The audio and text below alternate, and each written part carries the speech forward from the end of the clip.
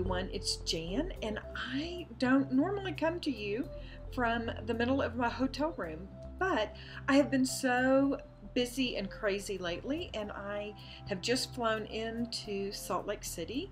I have an early call time tomorrow on a project that I will be hoping to be able to share with you in a few weeks, but I'm here and it's quiet, and I have not gotten around to responding to the tag that Meri over at the Meri Atelier, I believe is that the way it is pronounced. It's French for studio or workshop. Love the name Meri, and I'm always inspired by her. And I'm several. Gosh, it was maybe over a week ago now. She tagged me, and has some questions that I really wanted to do, but I have been super busy with the launch of the new website and the new UCAN classroom. And if you have not gotten to go to my website, janngray.com, I want to invite you to do that. Been working really hard, and I'm going to get a little verklempt, but you all have signed up for classes, and I'm so excited about it. And it's kind of a little bit of a step of faith for me and my family. I do a lot of traveling and for work, and I do a lot of different things for work. And this is kind of a step towards saying, this is something that I love, and I love interacting. I love doing live classes. I speak at women's retreats, and I teach it at art stores and scrapbooking, but there's only so many of those that I physically can do, but I love the interaction and I love doing it. It's something that makes me really happy to get to share there, like I get to share here with you on YouTube. So step of faith, set up the UCAN classroom, and hopefully we'll have some really fun things to share with you throughout this fall. We're starting with a class on Christmas cards, kind of going more in depth. So we've got one of those, and that's a multi-session class. And then I have a single session class, which is called Make a Scene, where some of the cards and focal images that I've been doing just kind of go more in depth on that, giving you some design principles and things that you can apply, whether you want to use the exact same products that I'm using or just kind of want to do this particular style of art for yourself. So I want to teach you a little bit of that. Both of these are classes that I'm teaching live at stores, and so I'm taking them and modifying them so that you and I can do them in our virtual classroom. But I hope it's going to be someplace that we can hang out and get to know each other a little bit more. I'm going to create some ways for you to be able to participate and show us the art that you're making as a result of the class. These are self-paced, so it's not like you have to be online at a particular time. I'm creating a lot of resources for you, videos. We may do a couple of meetup kinds of things, either here on YouTube or maybe Ustream. But those will not be things that are part of the complete classroom. Those will be kind of bonus things that we do. But I hope we get to do that, and so please come on over, check it out. Love for you to come to either of those classes and participate in this new fun adventure that I'm on. So anyway, enough about that. I apologize for the lighting. I'm in a hotel room by myself and it's quiet. I'm sitting up in the middle of the bed. But first moment I had to myself with my computer where I could actually answer these questions. So now let me get to those. They were fun. Meri asked 5 questions, and I think there have been lots of folks that have been doing them, and I think it'll be good. So the question is, who inspires you most? That's the first question. And I have to tell you that I'm inspired by people in a lot of different kind of art disciplines. Obviously, Meri over at the Meri Atelier, she does a lot of mixed media things, and I'm fascinated with her drive-by paintings. It's where she drives up in her car and she just uses her little travel watercolor set, and it's fun to watch that process. But the thing that I'm most inspired with that is that she's capturing things that she sees with her eyes and is putting them down on in a journal of sorts. And so when she gets done with this, she's going to have this collection of things about her everyday life, and it's kind of challenged me. I'm not a great watercolorist, but you know what? I can take a simple little watercolor set with me, and I actually brought one on this trip with me, and I'm going to try and do a little drive-by painting while I'm out here, capture some of the fun things that I'm getting to do. So Meri, I'm very much inspired by you. I also, I'm inspired by people who try new things and are doing something that so that's kind of always changing. Like I love watching clean and simple card makers, because I'm not even sure that I know how to make a clean and simple card, but I'm attracted to them and I love them. So I love watching Christina Warner. I love watching Amy R. on Prairie Paper and Ink, because I get inspiration on how to put things together and it not have to be super complicated, but they come out really cool and lovely. So that's something that's kind of fascinating me right now.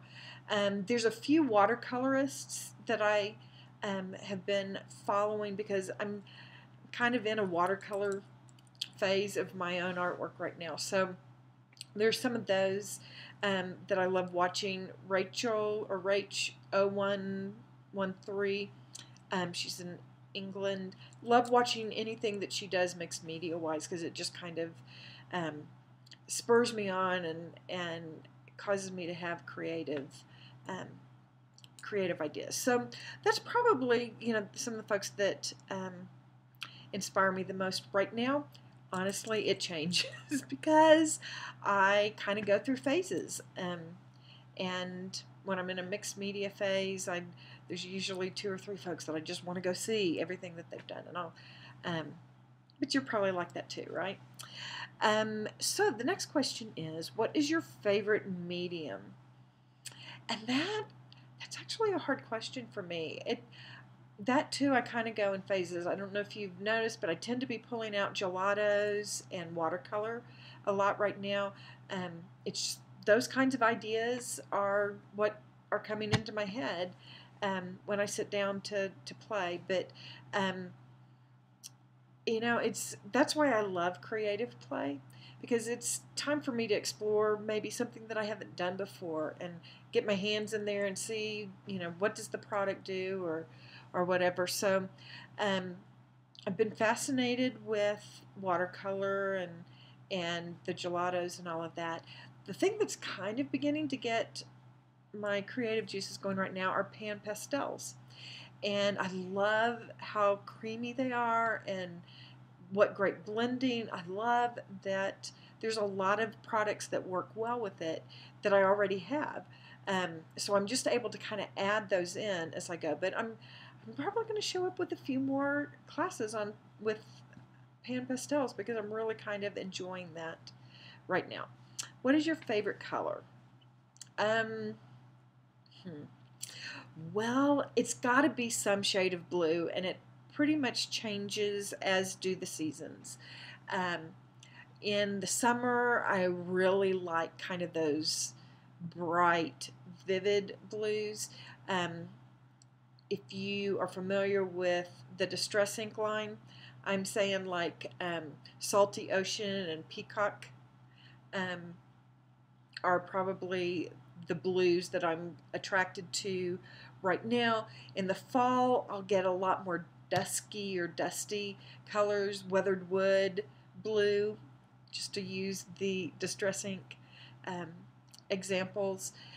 But I'm really kind of right now liking the combination of those kind of bright blues with a little bit of gray and maybe a spot of orange. I don't know, where did that come from, right? Kind of a rusty hinge kind of orange. So in not necessarily in my art world, but in my teaching and the work that I do designing for marketing pieces and that sort of thing, I keep seeing that, I'll have it all done and then I seem to be dropping in just a little spot of kind of a rusty orange. So in fact, I think I have rusty orange earrings on.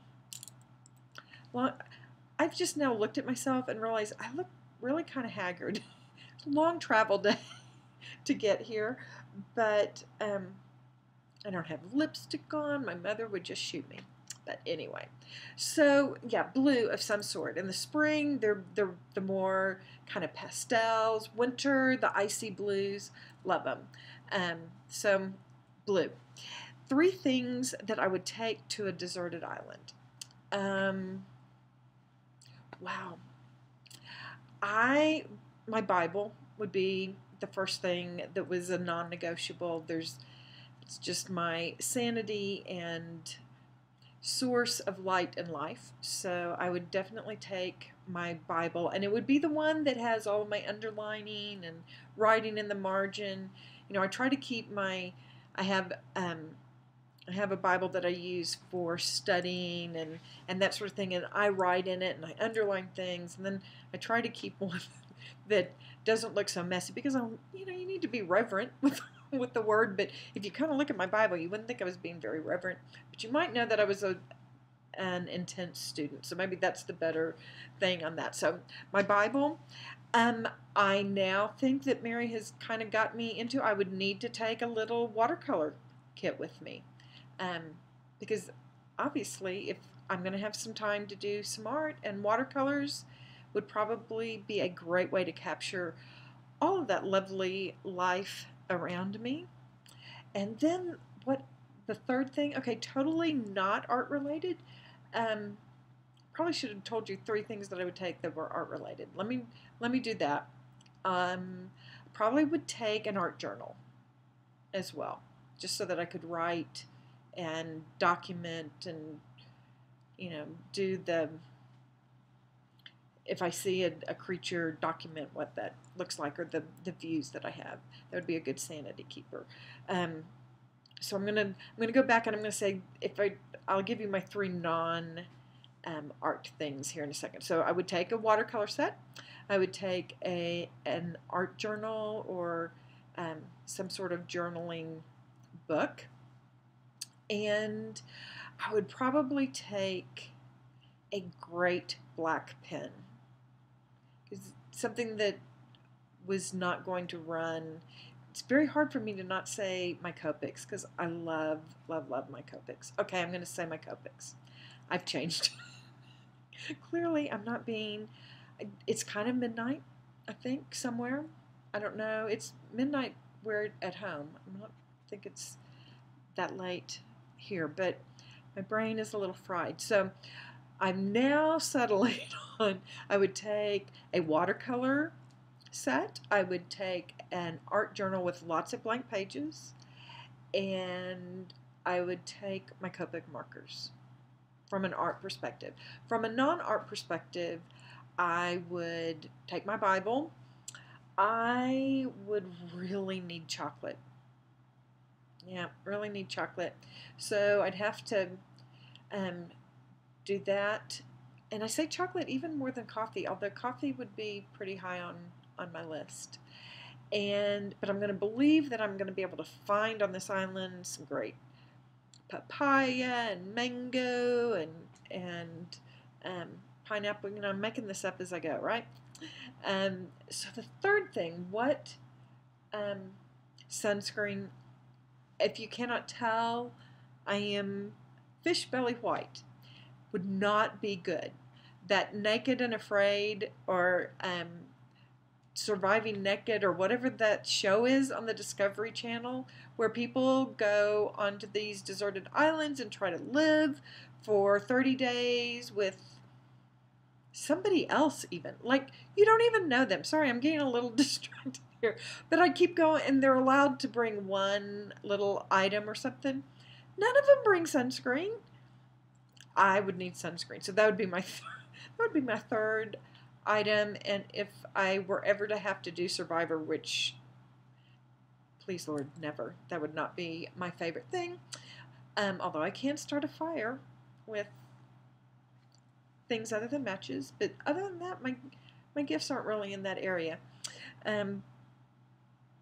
But my luxury item would be sunscreen, because I just couldn't, I couldn't deal with it. This is what happens when I'm alone and it's midnight and I'm just having a conversation with you. So sorry, and I realize I'm bouncing the camera. I apologize. I really am sitting in the middle of my bed. Hope that's okay. I apologize. Okay, the last question is, what kind of product are you? And, or what kind of product would you be? Well, I have to say that I would want to be some, let me tell you the properties I would want. I would want to be something that was useful in more ways than one. Like, I love gelatos right now because I love that I can put them on just by themselves, blend them together with my fingers or whatever. And so you get that one consistency. It's really creamy and very opaque and gives you lots of coverage. But then you add water to it and you get a whole different thing. You kind of are now dealing with the more translucent or transparent product. And yeah, I'd want to be useful in more ways than one. So probably some gelato Jann. That's what I would be. Just say that. I would be gelatos. Might be, yeah, I think that's what I'm doing. I'm going to stick with that. Guys, thanks for listening to my rambling. This was fun. And Mary, thank you so much for challenging me to do this. It was fun, and we should do more things where we get to see each other face to face. I appreciate you being patient until I was able to get the website launched and found myself in a quiet place that I could do this, but wanted to do it. Thanks. Hope you all are doing well. We'll be back in Nashville in a couple of days, and my goal is to have another video up for you really soon. Have a fun one that I'm working on that it was kind of hard to leave it behind. I wanted to finish it up. So anyway, thanks for stopping by. If you are new to my channel, this is not what I normally do. You usually are seeing my hands. I'm usually showing you how to do a project, but I think once in a while it's good to just kind of stop and say, hey, here's what's going on in my life, and let you see a little bit more of me, because my artwork is an extension of me, as is yours. So if you're new to the channel, please subscribe. You usually get tutorial videos from me, and subscribing is the best way to know when I will be uploading new projects or tutorials. If you have not yet visited over on my website, janngray.com, I want to invite you to do that. We've got some fun things going on there, and I'm also starting a newsletter, so you could, even if you're not ready to take one of the classes, sign up. That way you'll know when I put new classes up. My goal is to be starting a new class around the first week of each month. So we're going to start our classes in September. Right now we're doing kind of pre-registration. You get a little discount for doing that. And I'm really tickled how many of you all are doing that. We're going to have fun. So that's September, but I'm already working on October's classes. And I think one of them is going to be getting a December daily mini album ready. Just step by step, we'll, do kind of all of that. And then, but I'd love for you to go onto my website and leave me a message as to what kind of classes you'd be interested in doing. So let me know about that. And be sure and check back here, because I'm going to be doing a giveaway for a couple of classes, and it'll be over on my blog that I am doing that giveaway, but I'll tell you about it here. And I have some really sweet friends on YouTube that are also giving away one or two of my classes. So that'll be fun. So we may just have to do a little blog hop or something so that you can find all of them and maybe win a class. Anyway, so thank you for hanging with me on this one. I hope that you have a great rest of the week, and I'll see you soon. Be sure and save some time for creative play.